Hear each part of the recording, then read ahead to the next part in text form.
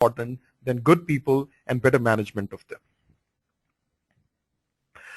So let's start with idea. All of us, get into business or something when we feel that we have got this great idea or the big idea.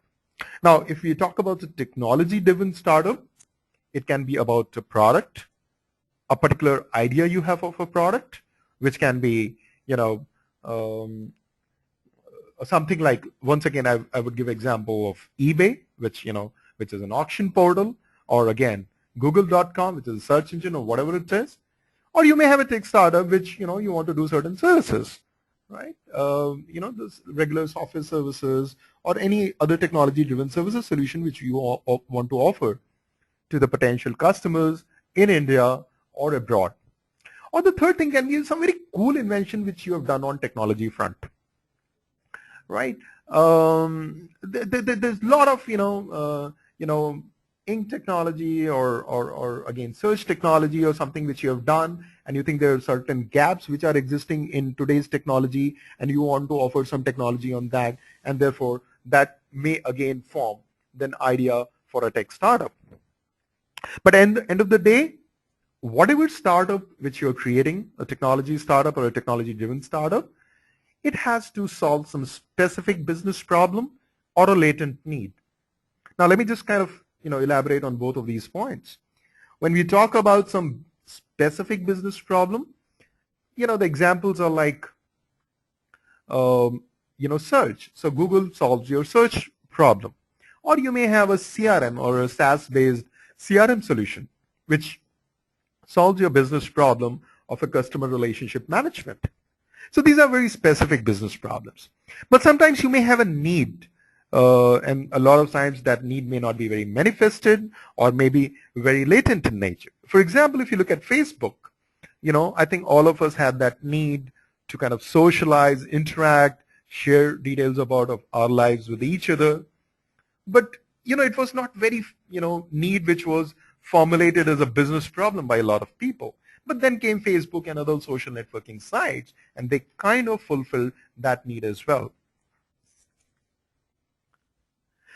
What are the critical points which we have to think about the idea? Now, it's very easy. It's very, very easy to fall in love with your idea. And that's one point which all of us have to be very careful about.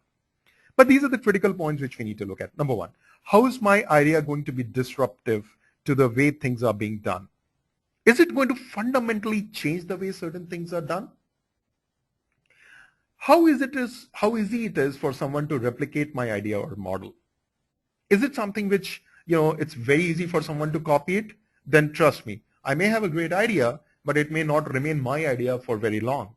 It may get, implemented by a lot of other people. Now, talking about disruption is also very, very important. I think, I'll give an example of Apple here. I think all of us have this, very much need to share music, watch films, share our files and so on and so forth. But I think, the way iPod came and kind of, said that here is a device which gives you, a very fantastic experience of listening to the music. And, I have some iTunes also to be downloaded onto this device. Or then came iPad. An iPad today, for example, I'm sure a lot of us or you may be using iPads, and you might have read very recently that the iPads have started disrupting the PC industry. The PC shipments of a lot of big companies like Hewlett-Packard, etc., are falling. So clearly, these are examples of the products or the solutions or technology-driven products or solutions which are creating disruption in the regular business models. Okay, so these are the 3 points, like, is it disruptive? Is it easy for someone to replicate? Is it really going to change the way a lot of things done? Are the very critical points which you should put your idea under scrutiny through.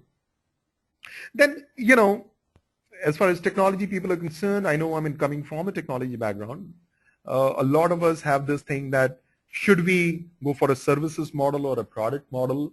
We'll discuss this point again a little later.